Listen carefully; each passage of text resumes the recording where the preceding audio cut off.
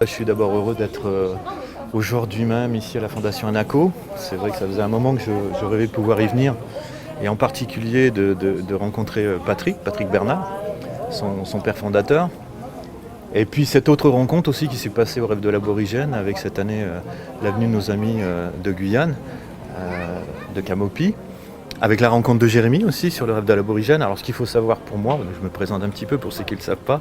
Donc Paul Fournier, je suis effectivement un des anciens organisateurs du Rêve de l'Aborigène, actuellement missionné pour le Congo RDC pour aller replanter des arbres là-bas, figurez-vous. Donc c'est une grosse initiative, c'est un gros projet, un truc super lumineux, super intéressant. Je salue d'ailleurs nos amis juniors, enfin tout le monde là-bas qui attend que nos messages de bienvenue et notre arrivée possible là-bas bientôt avec nos amis venus d'Amazonie.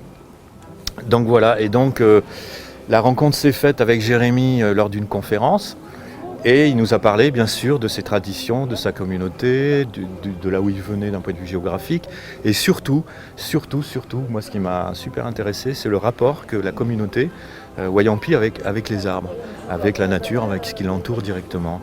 Et voilà, et c'est pour ça que je proposais à Jérémy, avec peut-être quelques amis Wayampi, de venir nous rejoindre en Afrique, justement pour présenter ces traditions séculaires et ancestrales.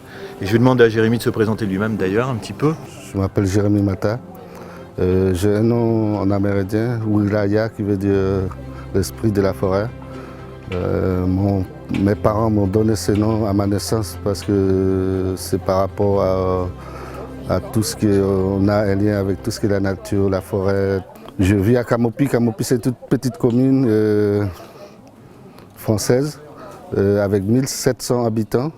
Et moi, je vis là-bas en tant qu'Amérindien avec tout le peuple amérindien qui sont là-bas à Wayampi, et avec deuxième peuple qui s'appelle Teko. On vit ensemble comme auparavant. Paul, on s'est rencontrés au festival d'Aborigènes. On a pas mal fait un échange au sujet de tout ce qui est la nature, la forêt. Là, maintenant, c'est la première fois que j'ai accompagné vraiment le groupe de 16 personnes qui sont là. Pour moi, c'est une fierté de partager ma culture, tout ce qui est de chez nous. On n'a pas la même culture.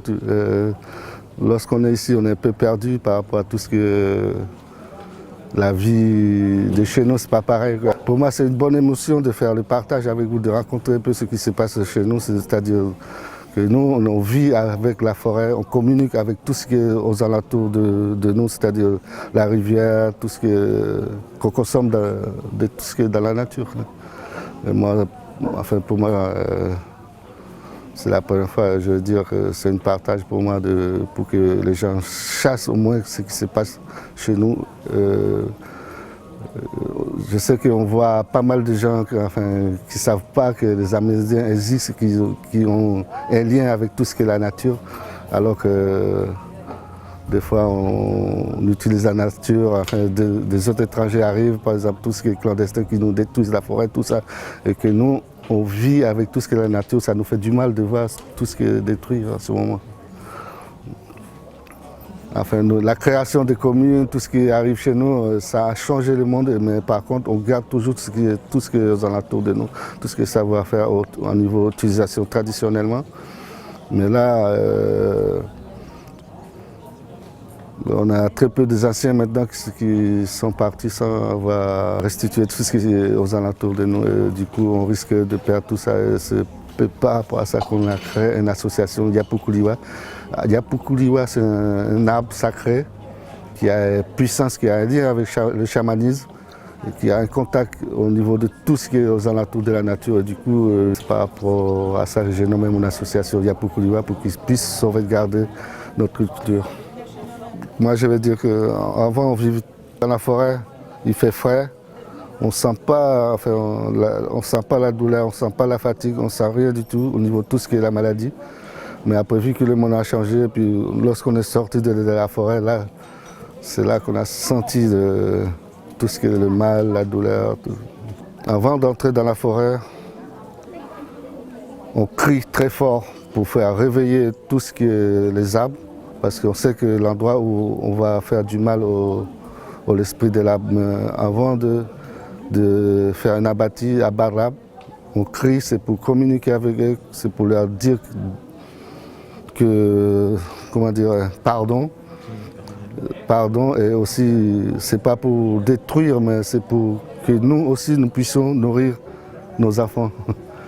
Du coup, on n'abat pas un arbre n'importe comment, on laisse tomber, mais après, lorsqu'on voit les racines pousser, on ne les casse pas, on les laisse parce que chez nous on dit que c'est le fils qui pousse.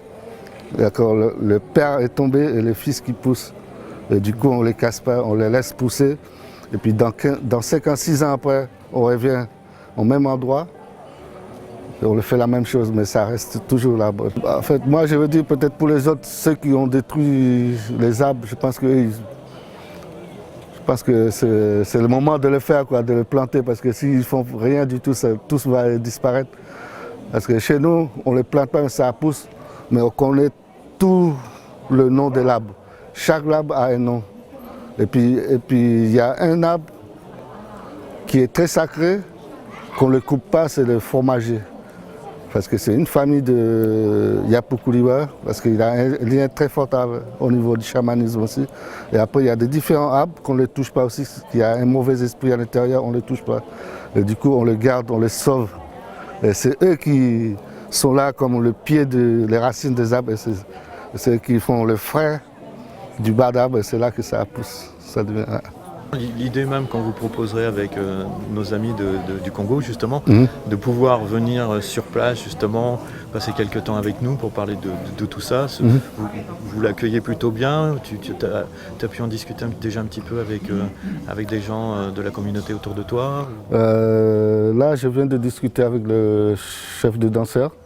Lui, il est prêt à y participer, à donner tous ses savoirs et puis partager avec tous les personnes comment ils vivent là-bas, parce que nous, on est très différemment, on est très attachés au niveau de tout ce qui est la nature.